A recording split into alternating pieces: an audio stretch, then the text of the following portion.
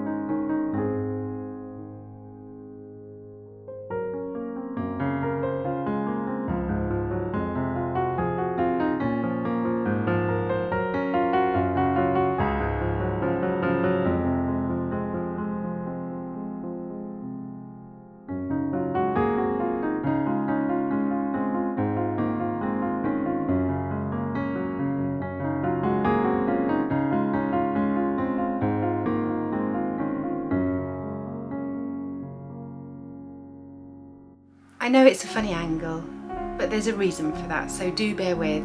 I have just had some lunch. I had some lovely spicy parsnip soup with a poppy seed roll from the baker's, which was just so delish.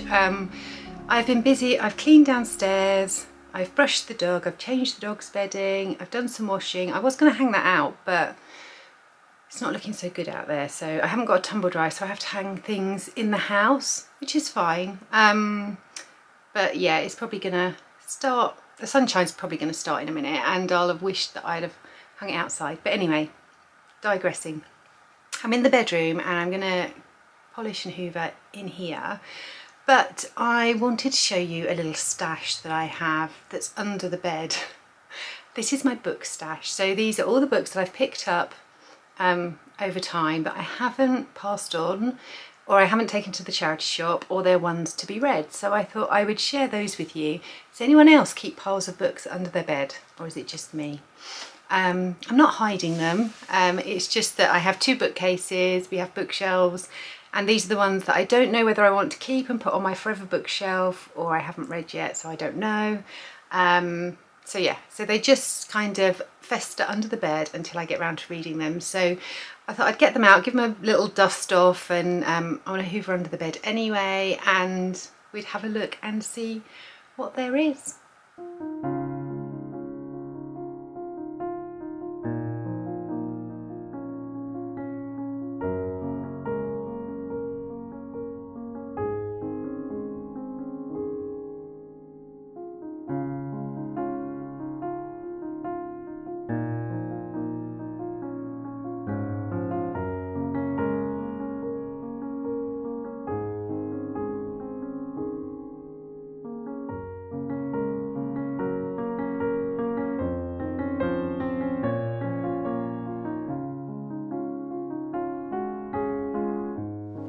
Okay, let's see what we've got. So I've got The Perfect Golden Circle, which I showed you on my last podcast. So that one is definitely a to read. There was Heartless, which again I talked about on my last podcast. Loved it. I don't know if I'm going to keep it though. I think that one will probably go to a friend.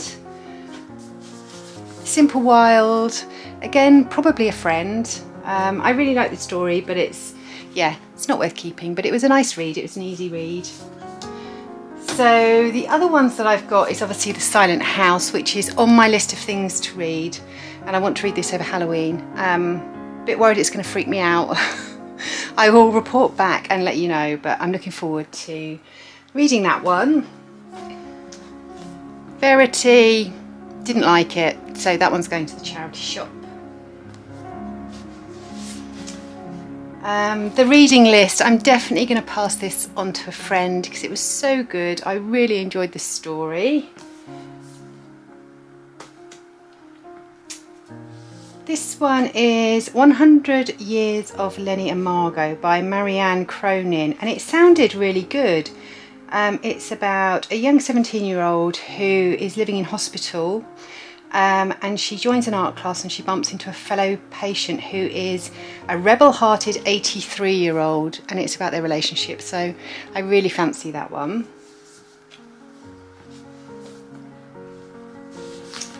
Another one I've got is The Stranding by Kate Sawyer, which I've heard loads of good reports and reviews about, so looking forward to that one. My Name is Leon. I'm kind of torn with this one. I found this in a charity shop, but it's an audio book that is narrated by Lenny Henry, and I quite fancy that as well, so I might do a bit of both. This sounded really good. It's about Leon, who is 9 years old, has a perfect baby brother called Jake. They've gone to live with Maureen, who has fuzzy red hair like a halo and a belly like Father Christmas, but the adults are speaking in low voices and wearing pretend faces. They are threatening to give Jake to strangers since Jake is white and Leon is not. So yeah, really fancy that one, but as I said, I'm not sure whether I'm going to do the audio book, or I might do both. So that's one to read. The Little Paris Bookshop by Nina George, again charity shop find, just sounded nice. It was about a bookshop, so thought that would be nice. Kate Atkinson. Now this is a bit of a whopper. It's a massive one. Again, this is a second-hand book. Let me just see how many pages it's got. 619. So it's quite a big old book. But again, I've heard some really good reviews about this one, and it says now a BBC programme. So there you go. But yeah, heard good things, so I thought I'd give that a try. I've got The Death of Vivek Oji. I won't even try to pronounce that name because I won't do it justice at all. But this sounded really nice. It's about an overprotective mother and a distant father, and a heart-wrenching tale of one's family struggle to understand their child as Vivek learns to recognise himself. So yeah, fancied that. The Heart's Invisible Furies. This was lent to me by a friend. It's by John Boyne. I don't know anything about it, but it just says, cast out from home, 16 and pregnant, Catherine Goggin boards the bus to Dublin to start afresh. Once there, she has no choice but to believe that the nun to whom she entrusts her child will find him a better life. So yeah, looking forward to that one. This one, again, was charity shop, £1.50, there you go. It's The Taxidermist's Daughter by Kate Moss. And what I really fancied about this one is it's based around Sussex, which is where I live. So it says, in 1912, a Sussex churchyard, villagers gather on the night when the ghosts of those who will not survive the coming year are thought to walk, and in the shadows a woman lies dead. So yeah, quite fancied that. Orlando by Virginia Woolf, so a classic one again. That was in the charity shop for £1.50. And another charity shop one, Garden Spells by Sarah Addison Allen. Don't know what it's like, but yeah, there's that one. Let's see what that one's like. Now, Letters to the Lost. This is one I have read, and I actually really enjoyed it. It's about a girl whose mother passes away, and she leaves letters to her mother, and someone else picks them up and they start writing. It's really nice. It's a young fiction, but I enjoyed the concept of it. So, but I think that one will probably go to a friend and let someone else love it. Another charity shop one, If I Can't Have You by Charlotte Levin. To be honest with you, I got about half the way through and I'd had enough. It wasn't my sort of story, so that's going to the charity shop. Okay, we're nearly there. I have got The Poetry Pharmacy. Now this is a library book, so this will be going back soon, but it's really nice, and it's about William Sieghart and how he set up a poetry pharmacy at a festival which did really well, and he found poems for people with different needs, that, you know, they wanted something in their life, so he gave them each poem, and this is kind of like a compilation of some of those poems.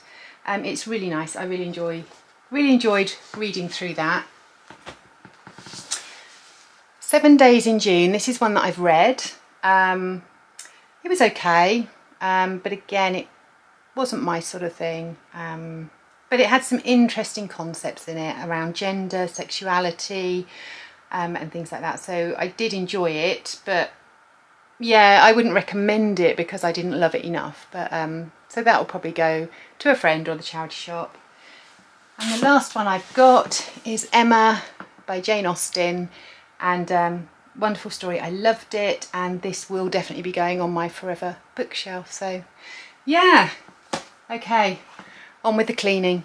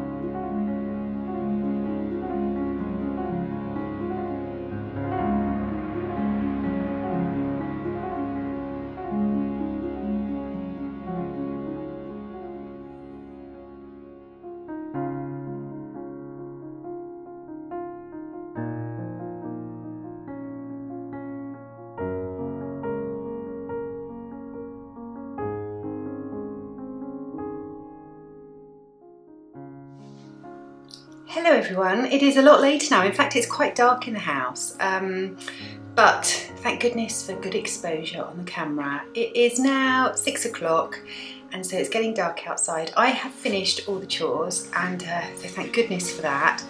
I'm feeling a bit tired. So I'm going to sit down with some knitting. I made a bit of a monumental mistake with my invocation shawl. So I did the first lace repeat on the main body of the shawl, which went really well. And I've gone on to the second repeat and I've had to take all of my stitch markers out because I tend to put stitch markers for every lace repeat and it doesn't work out. So I think I'm going to sit down and have a little look at that. I'm not going to be back today because this evening I am off to Tesco's and you don't really want to see that, so I might as well upload this video so that you can see it this evening. But I will be back tomorrow. I hope you've enjoyed spending a bit of time with me and helping me with the housework. And yeah, I will see you on the 22nd. Take care.